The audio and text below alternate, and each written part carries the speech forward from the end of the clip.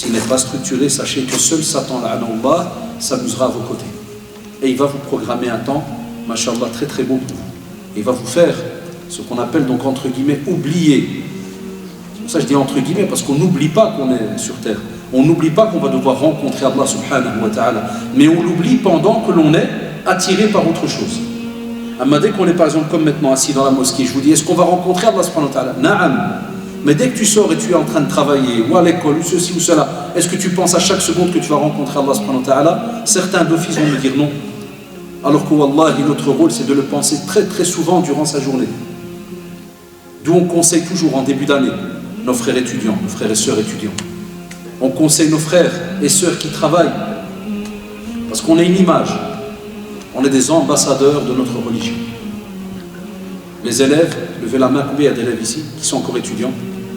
Masha'Allah, il y a quand même un bon paquet qui lèvent la main. Vous avez une responsabilité. Chaque musulman, wallahi, si jamais il fait un truc tordu à l'école, il salit sa religion. Salir sa religion, c'est une responsabilité immense. Tu seras questionné le jour du jugement dernier. Parce que, comme je dis souvent à mes élèves, un des problèmes qu'ils provoquent et qui n'imaginent pas que c'est un problème, wallahi, très très grave, et c'est la même chose même pour ceux qui travaillent en vérité, c'est que si jamais tu avais quelqu'un qui était susceptible de s'approcher de l'islam, d'après le comportement que tu vas lui montrer, ce gars-là, comment tu veux, billah, Ali, qu'il soit intéressé par l'islam? Si toi tu lui montres que du négatif. D'où tu entends des fois certains non-musulmans qui te disent « Mais c'est ça l'islam? C'est ça l'islam ?» Toujours cette question, je m'excuse, hein, qui vaut rien. Parce qu'on sait très bien que si jamais la personne prend la peine d'aller lire et d'aller se renseigner, elle verra que ce n'est pas cela l'islam. L'islam, ce n'est pas des élèves qui trichent. L'islam, ce n'est pas des élèves qui apportent des faux certificats. L'islam, ce n'est pas des élèves qui arrivent tout le temps en retard. Ce n'est pas des élèves, encore hier matin, wallahi. Je suis arrivé très tôt à l'école, j'étais devant la porte avec les éducateurs. Une dizaine d'élèves renvoyés à la maison. Wallahi, pas un seul, excusez-moi, je ne suis pas un raciste, vous le savez, alhamdoulilah. Pas un seul Belge.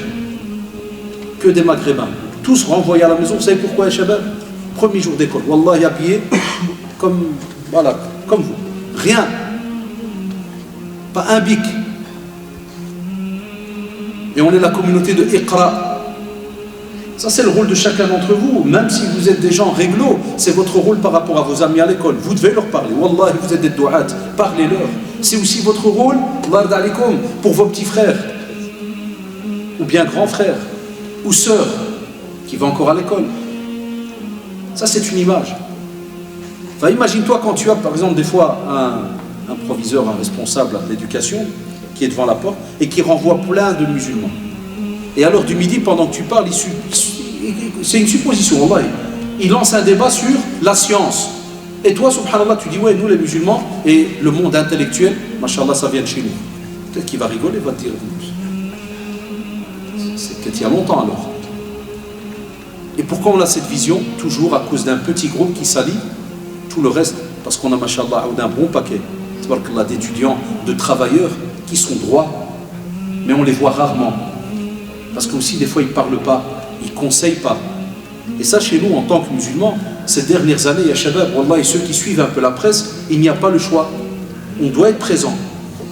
Alors, parce qu'on dit tellement de mal au sujet de l'islam, que de temps à autre, c'est une fierté de voir que, mashallah, au contraire, on a, alhamdoulilah, sur cette terre, des gens qui savent quelle est la valeur de l'islam, quelle est la valeur du message qu'ils transportent. Et ça, c'est un point qui est très très important. Et c'est pour cela, Allah d'alikum, n'hésitez pas, ne restez jamais silencieux, faites-le avec respect, avec sourire, calme. Frère, Allah d'alikum, peut-être que toi tu t'en fous, mais s'il te plaît, n'oublie pas, tu connais un peu le Coran, tu peux lui faire même à l'envers là. Commence d'abord par un verset. Excuse-moi, tu connais Iqra bismi rabbika alladhi khalaq, Iqra. Tu vas voir, il va te dire, na'am, lis. S'il ne sait pas, tu vas dire c'est du Coran. Il va dire, ah, mashallah, tu sais c'est quoi Iqra? Ça veut dire lis. On est la communauté de lis, intellectuelle par excellence. Ça veut dire, astaghfirullah, chez nous, à part si quelqu'un, Allah subhanahu wa ta'ala fait, comme ce qu'il a un problème côté cerveau, dans le domaine de la raison, le reste, wallah, dans notre communauté, on est censé être des gens au top. Chez nous, on n'a pas des gens qui parlent comme si tu parles avec un SMS. Il y a des gens qui ne savent même pas parler le français, alors qu'ils sont nés ici. À l'âge, il ne veut pas fournir d'efforts. Tu parles avec lui comme si tu parlais avec un SMS. Lol, kada, je sais pas quoi, ouais. Tu ne sais pas terminer une phrase normale. L'écrit, ruina, c'est la même chose. À l'âge, pourquoi? Alors que Wallahi, ya shabab, on vous le dit tout le temps en début d'année, ça rentre dans l'adoration. Tu étudies pour arriver après à apporter quelque chose à ton corps, ta famille, tes enfants et ceux qui sont autour de toi. Et ceux qui sont autour de toi, les non-musulmans aussi.